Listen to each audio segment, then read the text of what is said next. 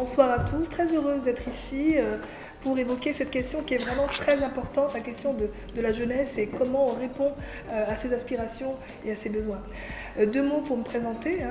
Moi je suis élue sur cette région région sud-est et je viens de Chambéry, comme Monsieur Dantin. Bon, lui il est arrêté en route.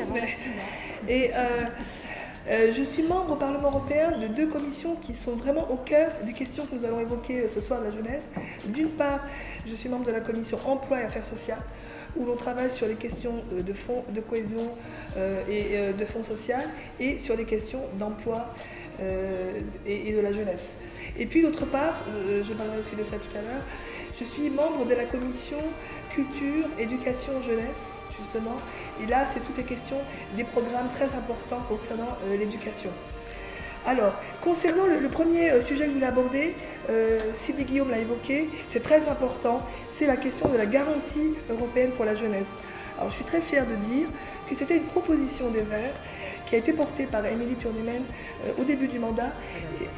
Et nous sommes très heureux que ce projet de garantie jeunesse a été aussi accepté par le Conseil. Donc le Conseil, je vous rappelle, ce sont les représentants des États membres, les chefs d'État. Alors, cette garantie jeunesse s'inscrit dans une initiative jeunesse plus globalement, mais c'est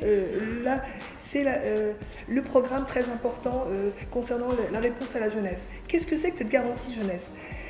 La garantie jeunesse, c'est le fait que les États membres s'engagent que pour tout jeune entre 18 et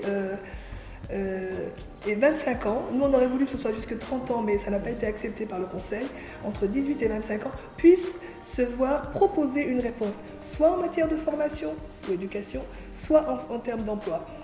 Alors il faut dire que la France est moteur, il faut le reconnaître. La France a mis en place dès l'automne 10 projets pilotes dans toute la France. Elle a ciblé plutôt les publics prioritaires et les zones où il y a une plus grande précarité. Et ces projets pilotes vont être portés. On a la chance d'avoir cet outil qui est méconnu, ce sont les missions locales. Puisque pour que les États membres puissent mettre en place à la fois une réponse en termes de formation et d'emploi, il est nécessaire qu'on ait une structure qui à la fois puisse porter les deux éléments, ce qui n'est pas toujours le cas dans les États. Souvent, vous avez des institutions qui vont travailler sur les réponses à l'emploi, le Pôle emploi, ou des institutions qui vont travailler sur les programmes de formation. Et les missions locales, qui sont réservées à la jeunesse en France, vont être l'outil qui va permettre de mettre en œuvre cette garantie jeunesse. Alors, Sylvie l'a dit, nous avons demandé qu'il y ait 6 milliards au niveau européen pour mettre en œuvre cette garantie jeunesse.